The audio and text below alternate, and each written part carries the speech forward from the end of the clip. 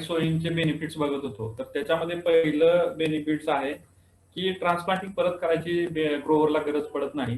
त्याचबरोबर सॉइलमध्ये काय होतं, as compare to transplanting seed हे फास्ट ग्रो होतं. आणि दुसरं काय आहे, की जर टॅप रूट सिस्टम जर असेल, तर त्यासाठी हाच बेस्ट पर्याय आहे. दुसरा कुठलाही त्याला सोयींचा पर्याय नाही. आणि दुसरं आहे त्याच्यामध्ये, की स्ट्रेस कमी राहतो झाडावर. एकदा उपटून दुसरी लावायची, दुसरीकडे उपटून तिसरीकडे लावायचं, असं न करता आपण डायरेक्ट सोईंग करत असल्यामुळं तर आपल्याला त्याचा डायरेक्ट चांगला बेनिफिट होतो. तर हे त्याचे ऍडव्हान्टेजेस आहे डायरेक्ट सोईंगचे. आता मेथड कुठल्या आहेत, त्यात फक्त वहीवर तुमच्याकडे वही जर असेल तर तुम्ही लिहून घेतलं तरी चालेल. तर त्याच्यामध्ये सगळ्यांनी जरा व्हिडिओ आपला ऑन करावा, दिसू दे मला काय तुम्ही नक्की करता. नाही तर सगळ्यांनी व्हिडिओ ऑफ करून आपल्या घरी बसलेत का सगळ्यांनी व्हिडिओ जरा ऑन करा. व्हिडिओ ऑन नसेल त्याला मी लगेच रिमूव्ह करून टाकणार त्याच्यामध्ये.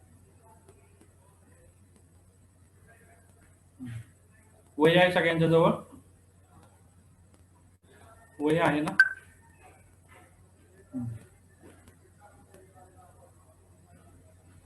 वही. तर त्याच्यामध्ये डायरेक्ट सोईंगच्या 3 मेथड लिहून घ्या. पहिली आहे ब्रॉडकास्टिंग. पहिली काय आहे? ब्रॉडकास्टिंग. पहिली आहे ब्रॉडकास्टिंग.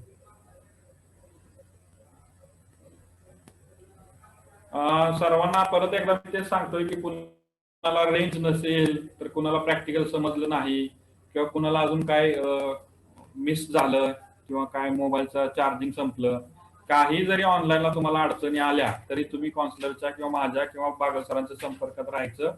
ते सगळा सिलेबस आपण परत रिपीट करायचा आहे, परत सगळं आपण घ्यायचं आहे. त्यामुळे जरी काय कोणाचं मिस झालं किंवा अजून रेंजमुळे काय प्रॉब्लेम आले किंवा अजून समजलं नाही, अशा कुठल्याही क्युरीज जरी असतील तरी काळजी करायची नाही. आपण सगळा सिलेबस परत रिपीट घेणार आहोत. कॉलेजवर याल त्यावेळेस परीक्षेच्या अगोदर परत तयारी करून घ्यायची सगळ्या गोष्टीची. ठीक आहे. तर त्याच्यामध्ये पहिली मेथड आहे ब्रॉडकास्टिंग. ब्रॉडकास्टिंग नंतर दुसरी मेथड आहे line sowing. Line sowing. Line sowing ती नको, ती आपल्याला वापरायचं नाही.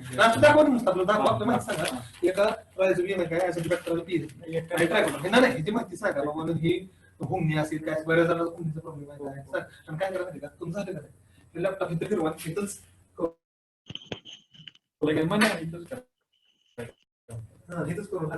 मेथड घेतलेली थर्ड मेथड आहे डिबलिंग. थर्ड मेथड काय आहे? डिबलिंग. आणि फोर्थ आहे ट्रान्सप्लांटिंग, जे आपण सेपरेट शिकणार आहेत. तर पहिलं आहे ब्रॉडकास्टिंग. ब्रॉडकास्टिंग म्हणजे काय? मराठीमध्ये आपण विस्कुटून बियाची पेरणी करतो. विस्कुटून काय करतो? बियांची पेरणी करतो. आता व्हेजिटेबल मध्ये मला त्याचं एक एक्झाम्पल सांगा, की आपण विस्कुटून कुठल्या व्हेजिटेबलची पेरणी करतो. तर त्याचं उदाहरण कुठलं आहे? तर मेथी पेरलेली बघितली तुम्ही कधी? मेथी पेरलेली बघितली का?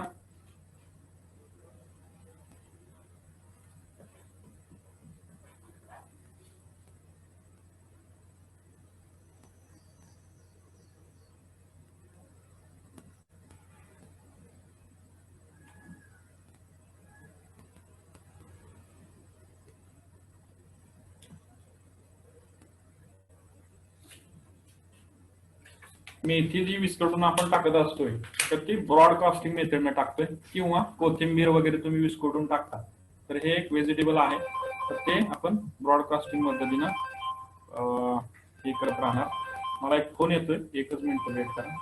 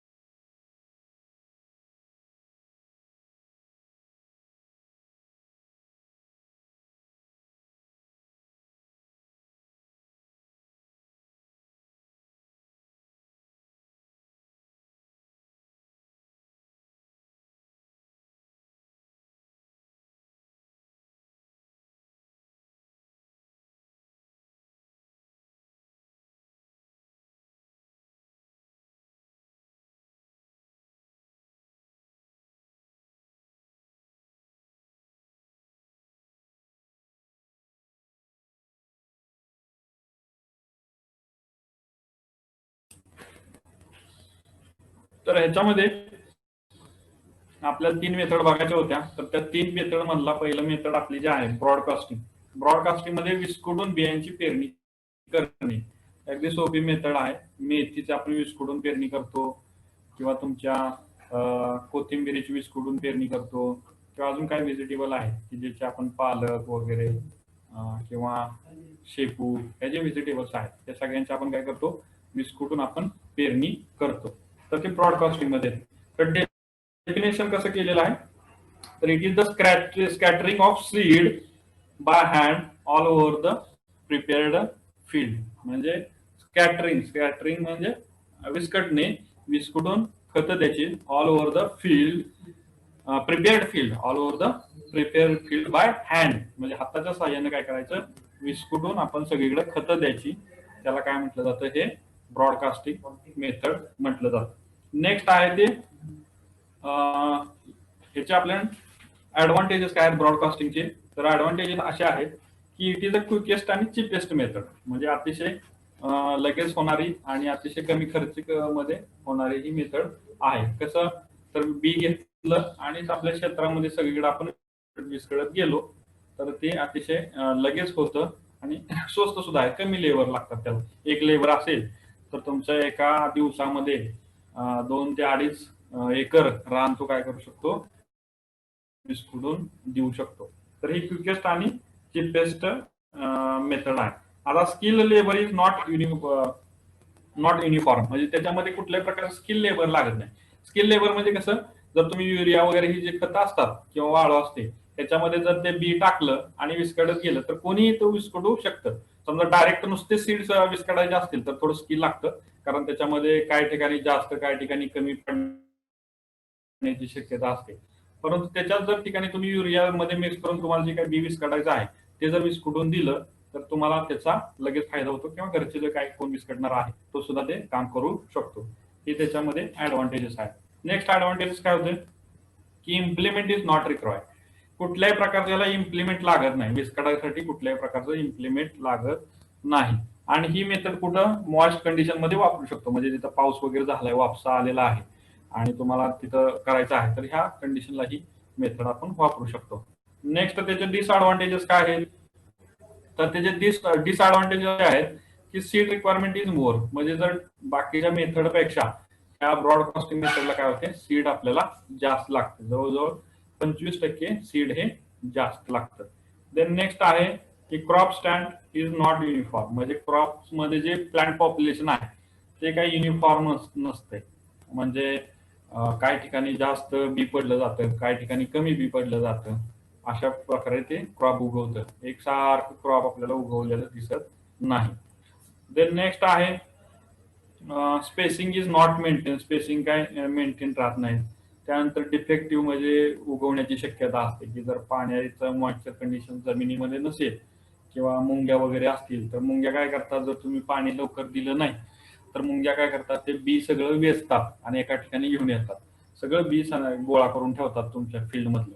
मग अशा ठिकाणी जर मॉइश्चर नसेल पाणी नसेल तर ते काय होतं मग डिफेक्टिव्ह प्लांटेशन होण्याची शक्यता असते किंवा ते डिफेक्टिव्हली क्रॉप ग्रो होतं. ठीक आहे. तर हे त्याचे डिसएडव्हान्टेजेस आहेत. नेक्स्ट मेथड जे आहे ती लाईन सोईंग आहे. तर लाईन सोईंगची डेफिनेशन काय आहे it is the dropping of seed into the soil with the help of implement such as मोगना seed drill seed cum fertilizer drill. म्हणजे आपण जे पेरणी पाबरच्या साह्याने करतो. पाबर म्हणजे काय मराठी सीड ड्रिल जे इंग्लिश मध्ये म्हणतात त्याला पाबर म्हणतो.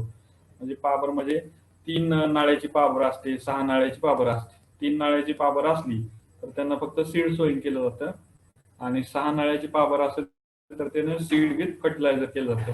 सीड ड्रिल आहे ना आपल्या ऍग्रोनॉमी मध्ये वगैरे बघितलं आपण सीड ड्रिल आहे किंवा खाली फार्मवर सुद्धा सीड ड्रिल आहे. सीड ड्रिल म्हणजे काय पाबरीच्या साह्याने आपण पेरणी करतो. पेरणी आपण नाही का बैलाच्या साह्याने करतो तर ती लाईन सोईंग मेथड आहे.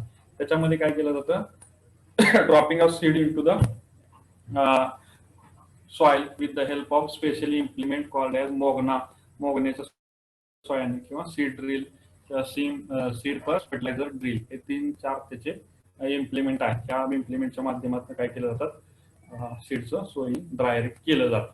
नेक्स्ट आहे त्याचे ऍडव्हान्टेजेस. ऍडव्हान्टेजेस काय त्याचे तर seed is placed in proper and uniform depth, म्हणजे त्याची डेप्थ ही ठरलेली असते 5 सेंटीमीटर पर्यंत ते सीड ड्रिलनं खाली जमिनीमध्ये जातं आणि दोन्ही लाईन मधलं अंतर हे 22.5 ठरलेलं असतं.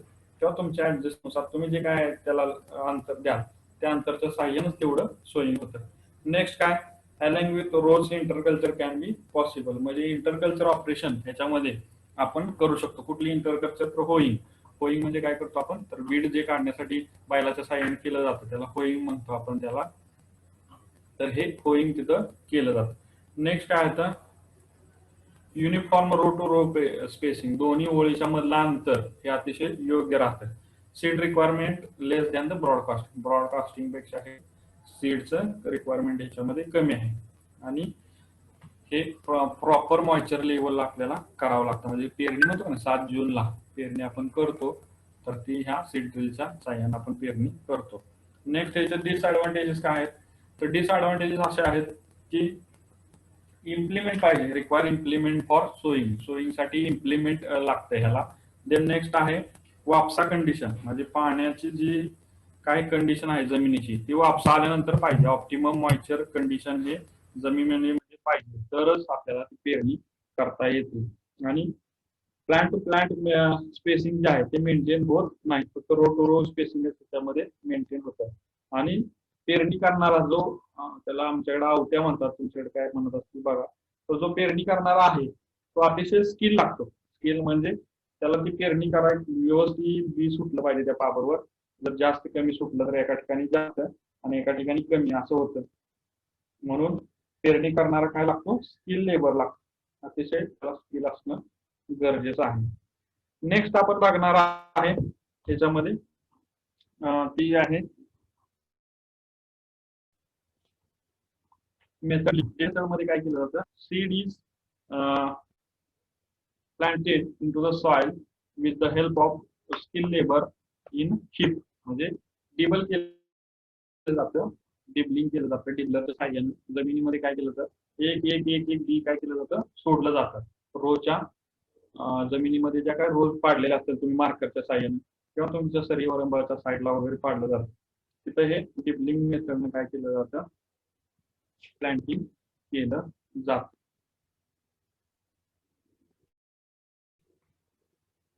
डिबलिंग मेथडचे ऍडव्हान्टेजेस काय आहे, रो टू रो आणि प्लांट टू प्लांट दोन्ही हे जे काही स्पेसिंग आहे ते मेंटेन होतं. कल्चर ऑपरेशन करणं सोपं होतं आणि सीड लेस सीड रिक्वायर असतात डिबलिंग पेक्षा, ह्याच्यापेक्षा कशापेक्षा, ट्रान्सप्लांट सॉरी तुमच्या डायरेक्ट सोईंग पेक्षा आणि लाईन सोईंग पेक्षा याच्यामध्ये सीडची रिक्वायरमेंट अतिशय कमी आहे. आणि याचे डिसएडव्हान्टेजेस काय आहे, तर लेबरेस मेथड आहे, जास्त लेबर लागते एक एक बी पेरायला, सोयाबीन टोकायला किंवा भुईमुग टोकायला किंवा बाकी व्हेजिटेबल टोकायला, याच्यामध्ये जास्त लेबर लागतात. एक त्याच्यामध्ये डिसएडव्हान्टेजेस आहे. त्यानंतर वॉशिंग आउट होण्याची शक्यता आहे. तुम्ही जर पाणी दिलं, जास्त पाणी वगैरे दिलं सरीमधून, तर ते वॉश होऊन जाण्याची शक्यता असते. त्या 2-3 गोष्टी त्याच्यामध्ये आहेत. त्यानंतर नेक्स्ट जी मेथड आहे, नेक्स्ट आपण जे स्टडी करणार ते ट्रान्सप्लांटिंग. ट्रान्सप्लांटिंग काय, it is the act in which plant is transfer from the nursery bed to the main field, म्हणजे मेन फील्ड मध्ये आपल्याला ट्रान्सफर करायचे. कुठून करायचे, तर नर्सरी बेड. आपण जे मागच्या प्रॅक्टिकलला वगैरे शिकलो नर्सरी बेड, तर त्या नर्सरी बेड मधून प्लांट काढून हे तुमच्या मेन फील्डला टाकायचे आहे किंवा लावायचे आहे, त्याला आपण ट्रान्सप्लांटिंग म्हणतो. ऍडव्हान्टेजेस काय ट्रान्सप्लांटिंगचे, तर ट्रान्सप्लांटिंग केल्यामुळं जर सीडचं काय होते, बचत होते. तुम्हाला जे काही कॉस्ट लागणार आहे सीडला ती त्याच्यामध्ये बचत होते. त्यानंतर काय जे कॉस्टली व्हेजिटेबल आहे ते फक्त ट्रान्सप्लांटिंगच आपण लावू शकतो, जसं टोमॅटो किंवा मिरची, त्याचं कॉस्ट अतिशय जास्त आहे. नेक्स्ट त्याच्यामध्ये row to row plant to plant spacing maintain होतं. त्यानंतर तुम्हाला ज्यावेळेस हवं त्यावेळेस तुम्ही ते ट्रान्सप्लांटिंग ऑफ सीझनला सुद्धा करू शकता. हे त्याचे ऍडव्हान्टेजेस आहे. आणि नेक्स्ट एवढंच आहे. आता ऍक्च्युली काय करूया आपण, की याच्यामध्ये दुसरा एक पार्ट आहे तो सीड ट्रीटमेंटचा. सीड ट्रीटमेंट कसं करायचं असतं प्रत्येक झाडाला किंवा प्रत्येक सीडला, तुम्ही मला वाटतं बागेसरांनी तुम्हाला सांगितलं असेल ॲग्रोनॉमीमध्ये, परंतु परत आपण इथं शिकूया की ट्रान्सप्लांटिंग कसं ते आहे, सॉरी सीड ट्रीटमेंट कशी केली जाते. सीड ट्रीटमेंट म्हणजे काय, डेफिनेशन काय सीड ट्रीटमेंटची.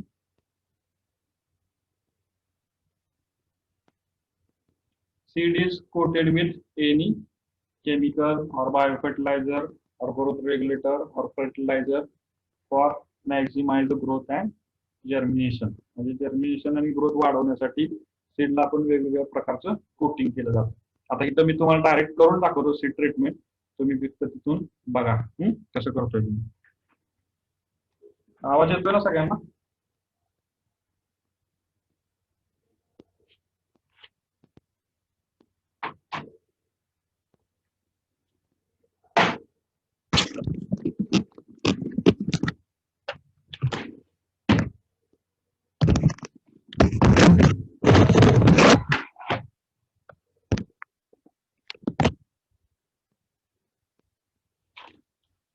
तर सीड ट्रीटमेंट करत असताना आपण कुठल्याही केमिकलची म्हणजे फंजिसाइड्स किंवा तुमच्या इन्सेक्टिसाइड त्याची तुम्ही करू शकता, किंवा अजून तुमचे जे काय बायोफर्टिलायझर आहे किंवा कुठल्या कुठल्या गोष्टी बायोफर्टिलायझर आहेत, बायो ग्रोथ रेग्युलेटर्स आहेत, तर सगळ्यांची तुम्ही सीड ट्रीटमेंट करू शकता. तर हे इथं मी काय सामान आपण ठेवलेलं आहे. तर याच्यामध्ये बीन्सचे मी सीड घेतलेले आहेत, हे जे दिसत आहे त्याच्यामध्ये काय केलेलं आहे, बीन्सचे सीड घेतलेले आहे. तर हे सीडला आपल्याला काय करायचं आहे, सीड ट्रीटमेंट करायचं. सीड ट्रीटमेंट म्हणजे काय, coating of seed with the chemical और बायोफर्टिलायझर बायोरेग्युलेटर्स हेच आहे. तर याच्यामध्ये काय केलं तुम्हाला, तर हे काय बायोफर्टिलायझर आहे, तर आहे रायझोबियम आहे, तो लेग्युम क्रॉपसाठी वापरला. तो आहे PS बॅग, फॉस्फरस ओरिजिनायझिंग बॅक्टेरिया. असे वेगवेगळे आपल्याकडे तुम्हाला ज्याची ट्रीटमेंट करायची आहे ते आहे. त्याच्यामध्ये काळजी काय घ्यायची, हे आता हँड ग्लोव्ज आहेत. हँड ग्लोव्ज घालायचे. आता शेतकरी स्वतः हातानच करत असतात, परंतु आपण शास्त्रीय पद्धतीने काय करायचं, हँड ग्लोव्ज वापरून त्याचं सीड ट्रीटमेंट करायचे आहे.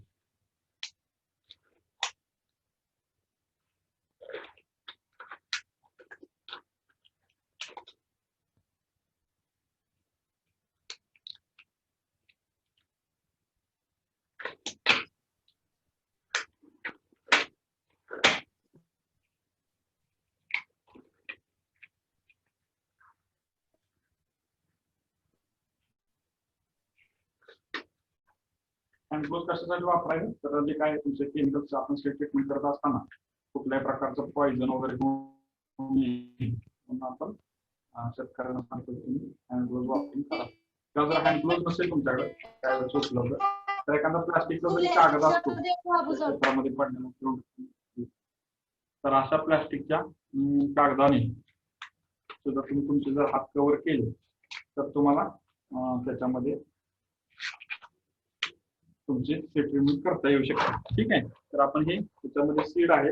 तर पहिल्यांदा काय केलेलं आहे, तर तुम्हाला जर कुठल्याही बायोफर्टिलायझरचं एखादी करायचं असेल सीड ट्रीटमेंट, तर हे थोडं गुळाचं पाणी घेतलेलं बघा, हे गुळाचं पाणी आहे. तर हे गुळाचं पाणी थोडंसं मिक्स करून घ्यायचं. काय होतं गुळाचं पाणी मिक्स केल्यामुळे, तर तुमच्या सर्व सीडला जे काय तुम्ही फर्टिलायझर बायोफर्टिलायझरला ऍप्लिकेशन वगैरे करणार आहे, ते इनिशियल स्टेजला त्याला कुठल्याही प्रकारचं अन्नद्रव्य नसते, म्हणून ते गुळावर त्याचं काय करतंय, ग्रोथ तयार करतंय. त्यानंतर तुम्हाला बायोफर्टिलायझर जर ट्रीटमेंट करायचे असेल तर बायोफर्टिलायझर हे प्रत्येक किलोला किती वापरायचं ते ठरलेलं आहे. जर केमिकल वापरायचं असेल तर प्रत्येक किलोला 3 ग्राम पर्यंत तुम्ही केमिकल थायरम वगैरे जे आपण करतो तर ते त्याच्यामध्ये वापरायचं आहे, केमिकल जर असेल तर. आणि जर तुमचं इन्सेक्टिसाइड लिक्विड मध्ये असेल तर 1 मिलीनं जरी त्याच्यामध्ये सीड ट्रीटमेंट केली जाते, कॉपर ऑक्सिक्लोराइड वगैरे आपण बघतो. इन्सेक्टिसाइड वापरायचं असेल तर तुम्हाला इमिडाक्लोरोपिडचं वगैरे हे केलं जातं. त्यानंतर आता मी करतो ह्याच्यामध्ये बायोफर्टिलायझर मी टाकलेलं आहे. आणि हे सगळं काय करायचं, ज्यावेळेस करत असतो त्या सीड किती केजी घेतलेला आहे त्या केजीच्या नुसारच काय करायचं, मोजून तुम्हाला सीडचं सीड ट्रीटमेंटसाठी कोटिंग करायचं. मला वाटतं सगळ्यांना तिथून दिसत असेल. ही सीड ट्रीटमेंट झाल्यानंतर काय करायचंय, हे परत सावलीमध्ये सुकवायचं. हे काय करायचंय, सावलीमध्ये सुकवायचं आहे. जेणेकरून काय होईल, तुम्ही जी केलेली सीड ट्रीटमेंट आहे ती केली जाते. आता ह्याच्यामध्ये एक लक्षात घ्यायचं की आपल्याला फंजीसाइड ट्रीटमेंट करायचे, इन्सेक्टिसाइड करायचे, बायोफर्टिलायझर करायचे. तर सगळ्यात पहिल्यांदा कुठली ट्रीटमेंट करावी, तर त्याचे सुद्धा सिक्वेन्स ठरलेला आहे. ते सगळ्यात पहिल्यांदा तुम्ही बायोफर्टिलायझर ट्रीटमेंट करावी, नंतर मग तुमचं जे काय असेल केमिकल, कारण केमिकलमध्ये जर ते लावल्यानंतर परत जर बायोफर्टिलायझर लावले तर ते केमिकलमुळे सगळे बायोफर्टिलायझर काय होतात, मरून जातात. म्हणून पहिल्यांदा तुम्हाला बायोफर्टिलायझरची ट्रीटमेंट करायची आहे. आणि जे काही केमिकल तुम्हाला कुठल्याही सीडला करायचं आहे ते तुम्ही नंतर करू शकता. फक्त दुसऱ्या सीड ट्रीटमेंट सुद्धा एक आहे की तुम्ही तुमचे हे सीड 15 ते 30 मिनिटापर्यंत ते सीड जर तुम्ही हॉट वॉटरमध्ये बुडवून घेतले तर काय होतं, पाणी बियामध्ये जातं. तसेच जर काय त्याच्यामध्ये सीड बॉर्न डिसीज असतील तर ते सुद्धा काय होतात त्याच्यामध्ये निघून जातात. ठीक आहे, हे असं सीड ट्रीटमेंटच्या पद्धती आहेत. आता एक स्मॉल क्वांटिटी आपण केले अर्धा किलो बियाणं, पण ज्यावेळेस ऍक्च्युअली शेतावर शेतकरी करत असतो त्यावेळेस एकदम लार्ज याच्यावर केलं जातं. किंवा बटाट्याला वगैरे तुम्ही बघितलं असेल 85 वगैरे आपण असे ट्रीटमेंट करतो. पाटील ठीक आहे का, हे खाली ठेवा सगळं आणि हँड ग्लोव्ह वॉश करा आणि परत हे बघा सर म्हणतात लॅबमध्ये ठेवून.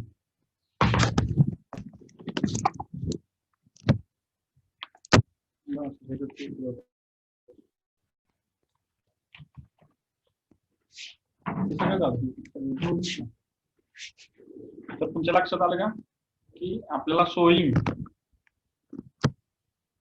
डायरेक्ट सोईंग अँड ट्रान्सप्लांटिंग हे प्रॅक्टिकलचं आपलं काय नाव आहे. म्हणजे डायरेक्ट सोईंगच्या मेथड कुठल्या आहेत आणि ट्रान्सप्लांटिंग कसं करायचं त्या मेथड आहेत. त्याच्यामध्ये सीड ट्रीटमेंट त्या क्रॉपला कशी केली पाहिजे ते त्याच्यामध्ये एक स्टडीसाठी आहे. तर डायरेक्ट सोईंगचे जे आहेत त्याच्यात 3 मेथड आहेत. कुठल्या कुठल्या आहेत, तर पहिले आहे ब्रॉडकास्टिंग, दुसरी कुठले आहे लाईन सोईंग, आणि तिसरी कुठली आहे डिबलिंग. ब्रॉडकास्टिंग मध्ये काय केलं जातं, विस्कुटून खतं दिली जातात. लाईन सोईंग मध्ये काय केलं जातं, तर पावरच्या सहाय्याने किंवा पेरणी यंत्राच्या सहाय्याने पेरणी केली जाते. डिबलिंग मध्ये काय केलं जातं, टोकन पद्धती, मराठीत आपण त्याला काय म्हणूया, टोकन पद्धतीनं आपल्याला ते सोईंग केलं जातं. सगळ्यांचे ऍडव्हान्टेजेस आहेत तसेच डिसएडव्हान्टेजेस आहेत त्या 3 मेथड मध्ये. आणि दुसरं कुठं महत्वाचं काय आहे की तुमच्या डायरेक्ट सोईंग मेथड ही जास्तीत जास्त टॅप रूट सिस्टीम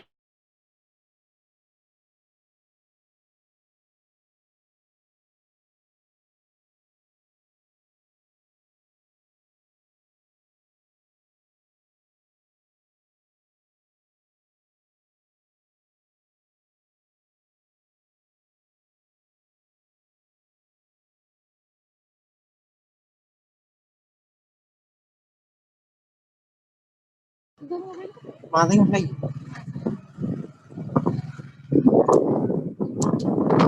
मला उलटी झाली आता.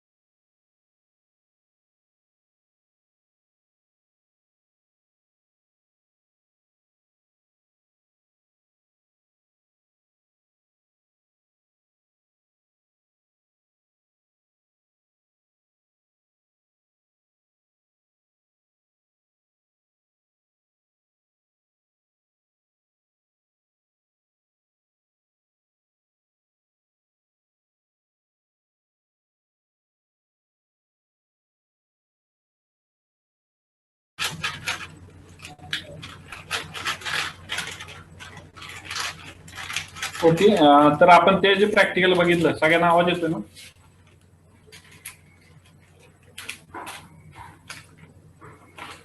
ओके, हे जे प्रॅक्टिकल आहे, नाही नीट गेलो होतो. आले का हा.